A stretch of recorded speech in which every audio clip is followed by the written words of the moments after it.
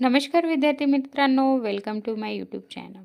मित्रांनो, आज 20 जानेवारी 2026ला शालेय शिक्षण व क्रीडा विभागाकडून आपल्याला पवित्र पोर्टलमार्फत शिक्षक भरतीच्या कार्यपद्धतीमध्ये म्हणजे नियमांमध्ये सुधारणा करण्याबाबत ही नोटीस आहे मित्रांनो. म्हणजे पवित्र पोर्टल भरतीचे नियम बदललेले आहे मित्रांनो. कोणत्या शासन नियमानुसार आणि कोणत्या शासन निर्णय हा बदलण्यात आलेला आहे ते बघू मित्रांनो.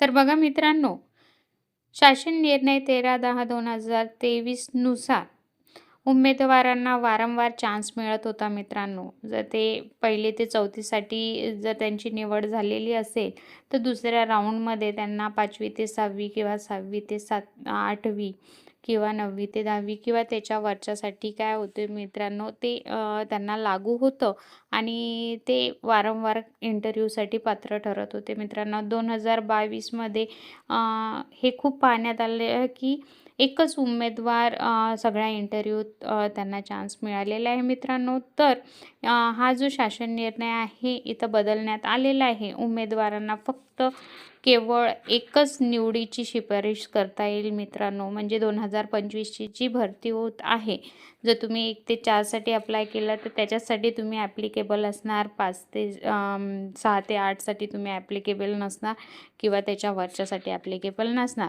त्याच्यासाठी तुम्हाला 2026चे पवित्र म्हणजे टेटची एक्झाम पास करावं लागणार, रजिस्ट्रेशन करावं लागणार. नंतर तुम्ही ॲप्लिकेबल असणार मित्रांनो. तर हा एक नियम चेंज झालेला आहे मित्रांनो.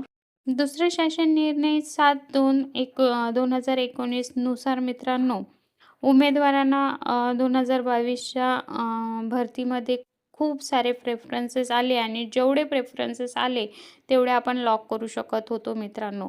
पण 2025च्या शिक्षक भरतीमध्ये तुम्हाला प्रेफरन्स खूप येतील मित्रांनो, पण फक्त तुम्हाला विथ इंटरव्ह्यू आणि विदाऊट इंटरव्ह्यूसाठी मित्रांनो 50 प्राधान्यक्रम लॉक करता येईल. म्हणजे फक्त 50 प्रेफरन्स तुम्हाला देता येईल मित्रांनो.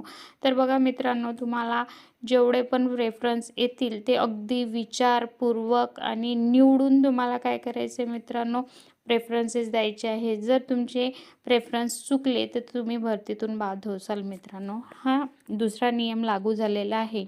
त्यानंतर मित्रांनो बघा, शासन निर्णय 10/11/2022 नुसार उमेदवाराची वय जेव्हा आपण एक्झामसाठी फॉर्म भरतो तिथून त्याची वय काउंट केल्या जात होती मित्रांनो. म्हणजे जेव्हा त्याची भरती आता 2022ची एक्झाम झाली पण भरती 25पर्यंत चालू आहे, तर त्यानुसार त्याचं वय कन्सिडर करण्यात येत होतं मित्रांनो. पण आताच्या नियमानुसार जेव्हा त्या उमेदवारांनी फॉर्म भरला म्हणजे 14 जूनला फॉर्म भरण्यात आला होता मित्रांनो, तर 14 जूननुसार त्याचं वय कन्सिडर करण्यात येत आहे मित्रांनो. जर 14 जूनला तो वयोगटात असेल, भरत असेल, एज बार झालेला नसेल, तर त्याला कन्सिडर करण्यात येणार मित्रांनो. म्हणजे 14 जूनचंच तुमचं एज इथं कन्सिडर करण्यात येत आहे मित्रांनो. तर ही चांगली बाब आहे. म्हणजे आता भरती 26-27मध्ये पण गेली तरी आणि तुम्ही एज पार झाले तरी तुम्ही त्या म्हणजे भरतीसाठी ॲप्लिकेबल आहे मित्रांनो. म्हणजे चिंता करण्याची गरज नाही आहे. 2025च्या भरतीमध्ये तुम्ही ॲप्लिकेबल आहात मित्रांनो, हे इथं स्पष्ट होतं. त्यानंतरचा शासन निर्णय आहे मित्रांनो 19/7/2013चा. यानुसार सगळ्या उमेदवारांना TET अनिवार्य नव्हती मित्रांनो. आता या भरतीत मित्रांनो TET अनिवार्य करण्यात आलेली आहे मित्रांनो. प्रायमरी आणि माध्यमिकसाठी 10वीपर्यंत TET लागू करण्यात आलेली आहे मित्रांनो. त्याच्यानंतर बघा मित्रांनो, हे जे 4 नियम इथं बदल करण्यात आलेले आहे, हे 4 नियम जे आता ही भरती होत आहे पवित्र पोर्टल 2025 याला लागू आहे आणि यानंतर जेवढ्या पण भरत्या होणार पवित्र पोर्टलमार्फत त्यांना हे 4 नियम लागू असतील मित्रांनो. व्हिडिओ आवडला असेल तर नक्कीच लाईक करा, शेअर करा आणि सबस्क्राईब करा मित्रांनो. पवित्र पोर्टलच्या किंवा शिक्षक भरतीच्या कोणत्याही माहितीसाठी तुम्ही माझे टेलिग्राम चॅनल जॉईन करू शकता मित्रांनो. धन्यवाद.